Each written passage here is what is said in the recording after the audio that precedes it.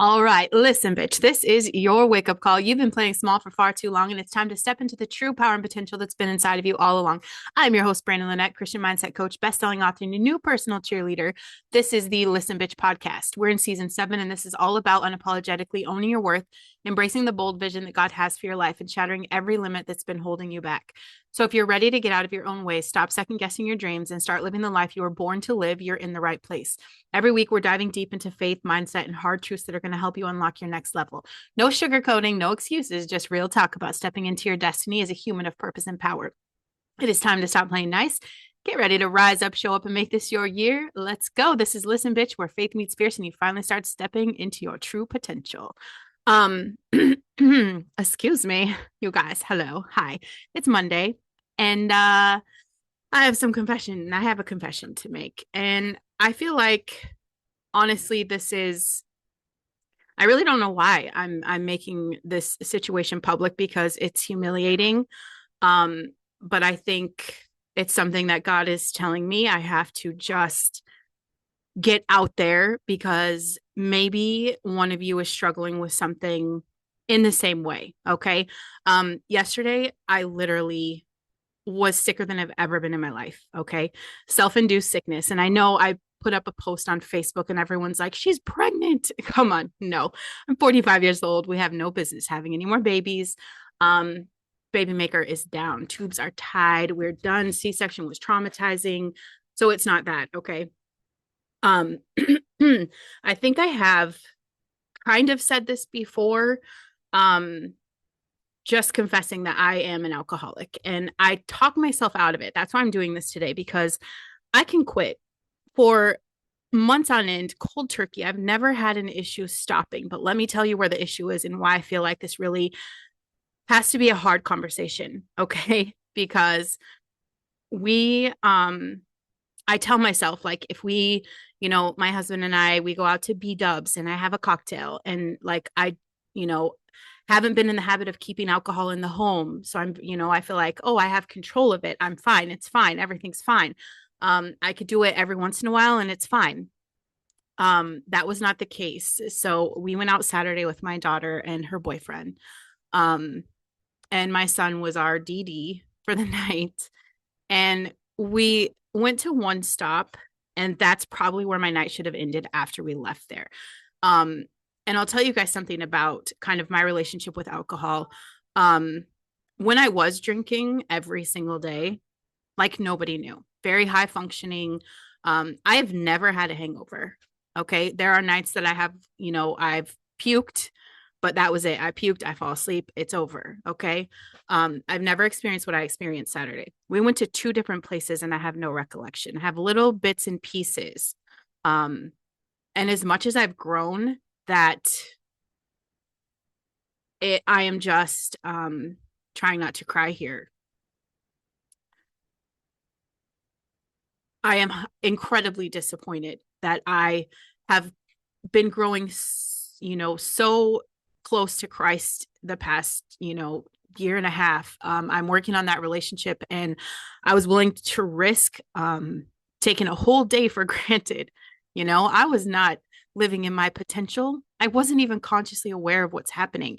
And so my husband doesn't see anything different. Nobody sees anything different because I've always kind of maintained and held on to things. I literally came inside that night, fell up the stairs. Okay. And he was like, wow, I've never seen you like this. Some kind of switch happened. And I guess I just continued to drink and drink. Well, I'm pretty sure I gave myself alcohol poisoning. And the worst part, okay, this part I will try not to cry because it is like I'm pouring my guts out here. Okay. And it is humiliating. Um, I was asleep in my bed and I kind of hear the baby, Alex, she still co-sleeps with us. And she's like, Mom, you puked on me. And I felt her get out of the bed and I just could not bring myself to consciousness, but I was aware of that.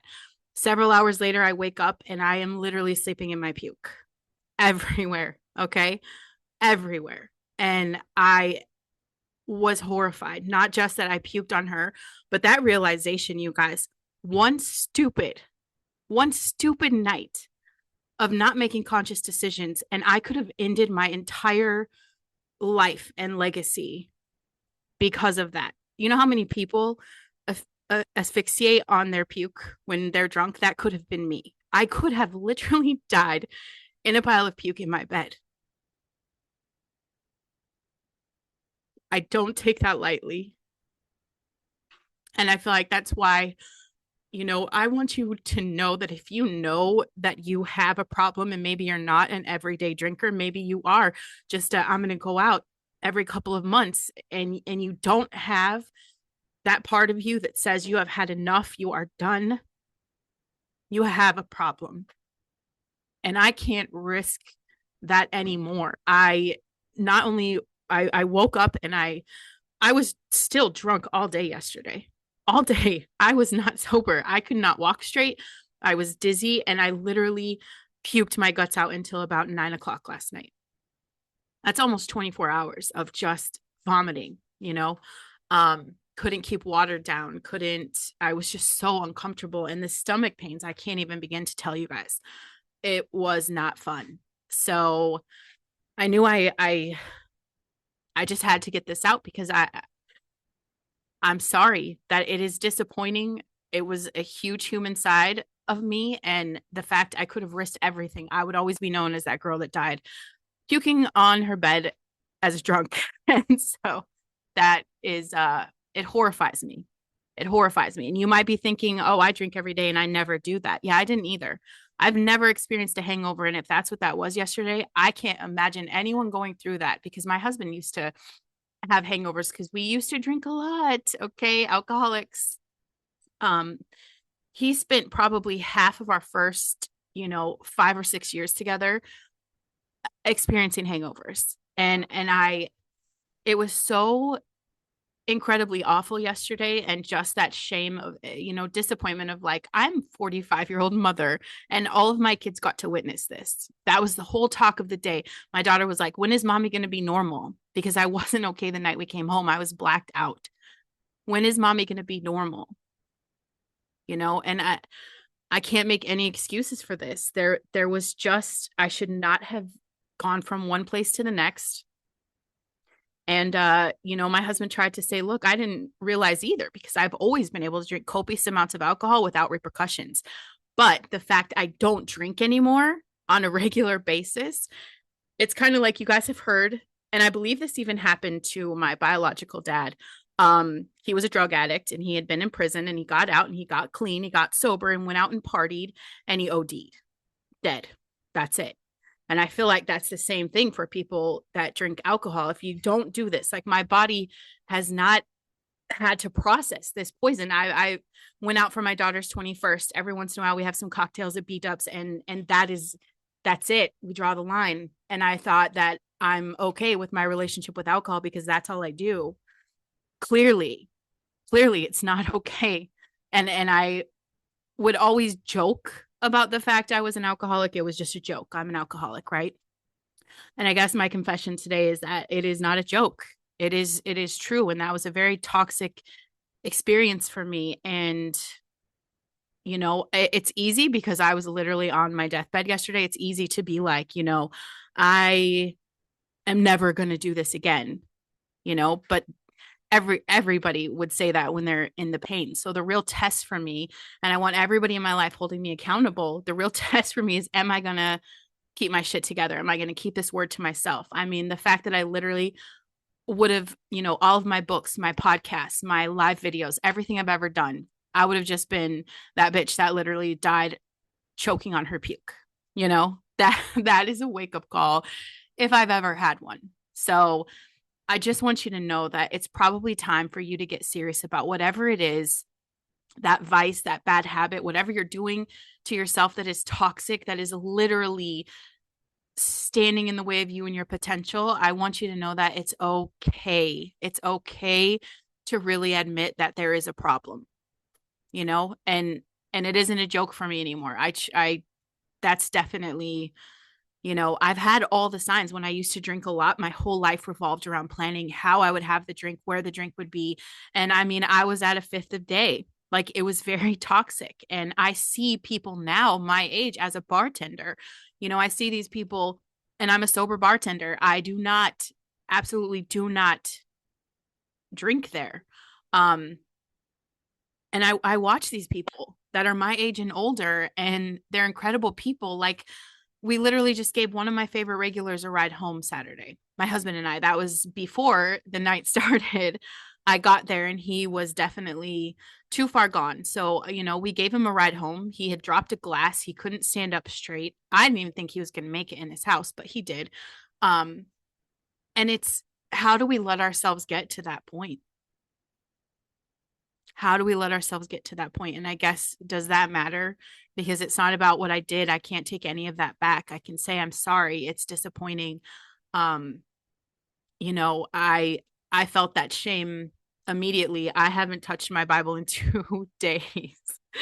2 days I haven't touched it. I feel that it was a separation from Christ. It was me trying to fall down that black hole again. And I've got to dig my way out of this, and it is one day at a time. Um, I've always just tried to tell myself I'm not like other alcoholics. I'm not. It's just not like that for me. But apparently, okay, it is. It really is. So, um,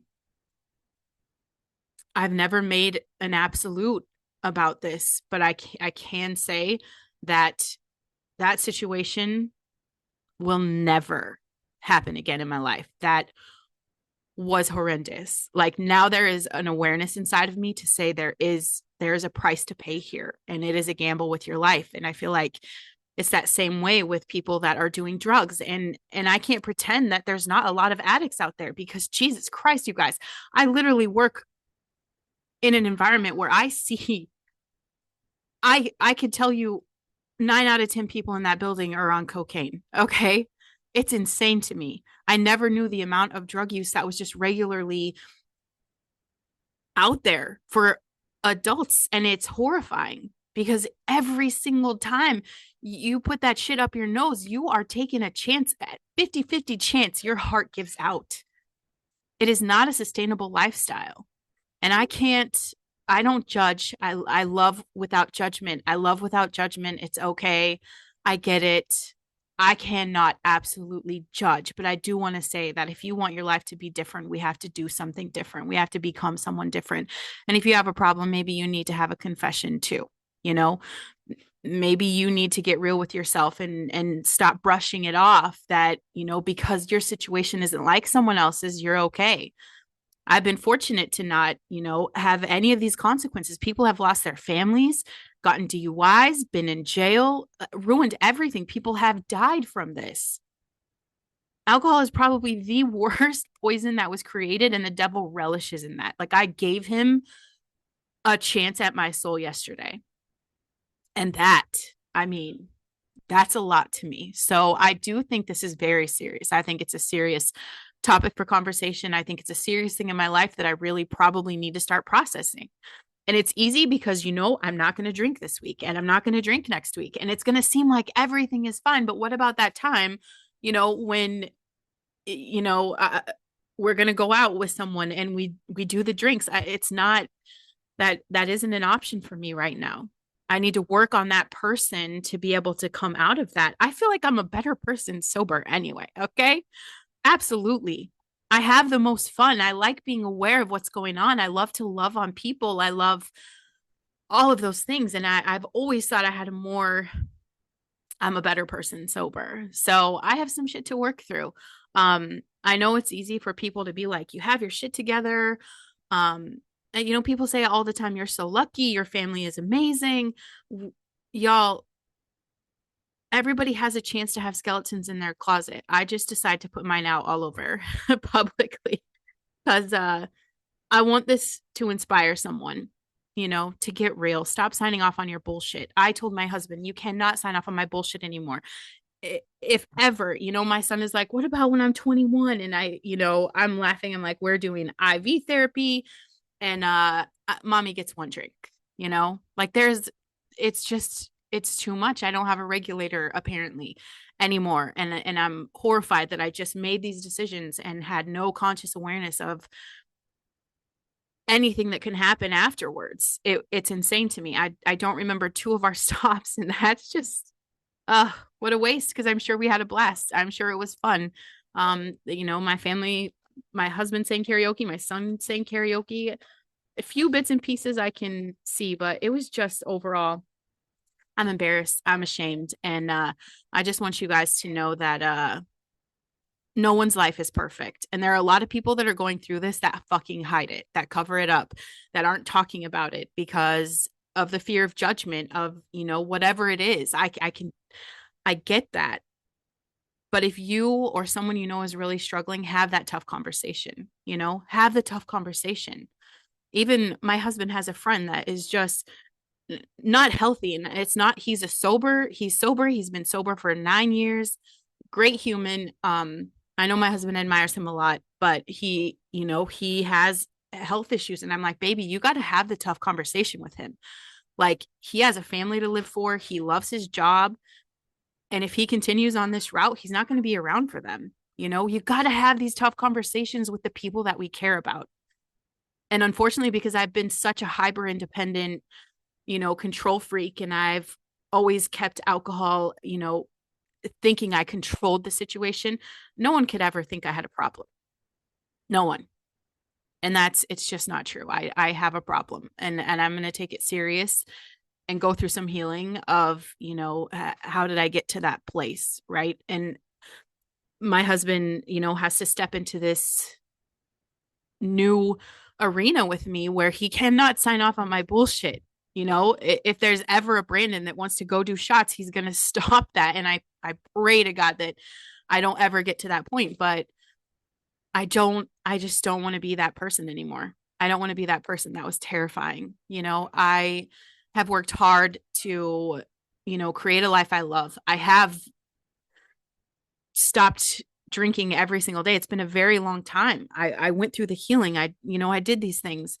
So it's just, I slapped myself in the face. I took 1,000 step back and gave the devil a chance at my soul, and it's time to do something different. So first order for me was to do this confession. And the next thing I need to do is to let myself know that it's okay that I, skipped out on God for a minute. I'm sure he's just hand to the palm, just shaking his head at me like always. But I definitely have some repentance with him. I definitely need to have a conversation. So the next right thing to do is to pick up that Bible and get back into that and get connected with that, and to remind myself that even in spite of the worst mistakes I make, that he still loves me, and that I am adored, and that it is okay. And while people listening to this may change their opinion on me to, whatever that is, if this was just, oh my God, crazy for you, and I am in your line of judgment, I'm absolutely okay with that, as long as I can get myself to remember that I'm loved by the big guy. Okay. And I am worthy of that, no matter how terrible I feel today, how emotionally, you know, ashamed I am, and all of this. I will make something good out of the situation, whatever it takes. It will be something that I use to better my life and someone else's. So thanks for your patience. Thanks for tuning in. I do think it's hilarious. You guys thought I was pregnant, but no. Nope. It was a self-induced day of blah. So I thank you for the prayers. I do truly still need that, because clearly I have some inner work to do. And that never stops. It's always going to keep showing up. And instead of just throwing in the towel saying I'm never going to just be okay, I'm going to keep going. I'm going to get the fuck up. I'm going to do what I have to do. So Brandon 2.0 is now officially loading. And if you want something different, you have to become someone different. And I'm willing to do that. I've had to reinvent myself a million times over and over and over. And I will always keep doing that, because every day I wake up, that is God saying you have a chance. And the fact that I had a chance when I could have died, I will take this chance and I will run with it. Okay. I will run with it. So, I love you guys. Thank you for your support. Thank you for your love. Thank you for praying for me. And really, if you are struggling with something, please reach out to me. BrandonLynette.com. Sign up for emails. Just send me one. Send me one there. Because maybe we could work through this together. Okay. And, It's it's life. Life is messy. We're going to mess up. This was just not the kind of mistake I would like to ever repeat. So, if I can help you avoid a mistake like that, I would love to. I love you guys, and I'll see you tomorrow.